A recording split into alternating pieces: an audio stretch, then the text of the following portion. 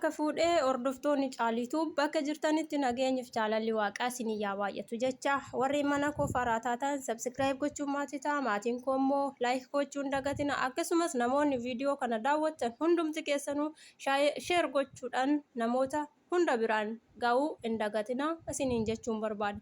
Har'a kanan isinii qabadhee dhufe dhuguma biyya keenya keessatti wanta akkanaan jira wanta hin jedhamnee fi tasumallee yaadamee kan hin beeknedha.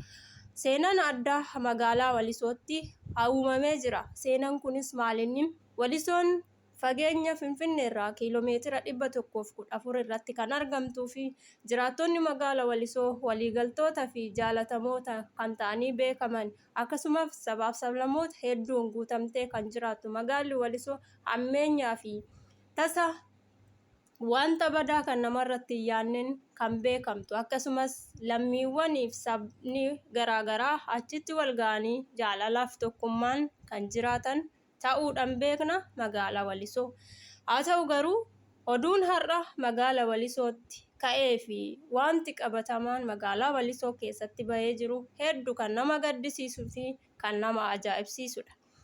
Innis maaltu ta'e kan jedhamuuf hojjettuun magaalaa Walisoo Luqaas kan keessa hojjettu kutaa da'umsaa tokko keessatti kan tajaajiltu maqaan ishee Biraanee kan jedhamtu hojjettuu mana ishii keessa qacaramtee hojjettu bishaan danfistee itti dhangalaasuudhaan sansalaataanitee kutaa mi'aa yookiin immoo kushiinaa isa jennu sana keessatti keessee akka namni ishii hin arginee fi isheenis gadi baatee namootatti iyyattee akka lubbuu ishii hin baraarranne gootee jirti. Mucayyoon kun kan suura gubbaarratti argitanidha.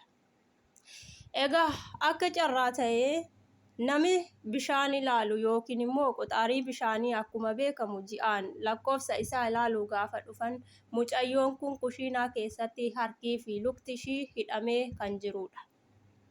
Sana booda namichi kunis bishaan kana ilaaluu dhiisee mucayyoo kana achitti argee hiyya kaase. Hiyya erga kaaseen booda namoonni dhufanii mucayyoo sana sansalatarraa hiikanii jiru. Egaa daawwattoota koo dhuma wanta kanaa kan waliin hordofnuu fi maalirraa akka qaqqabu kan hubannu ta'a. Haa ta'u garuu wanta akkanaa kun biyya keenya keessatti ni jira jennee tasa guyyaa tokko yaannee hin beeknu. Mana namaa keessa nutis hojjechaa jirra.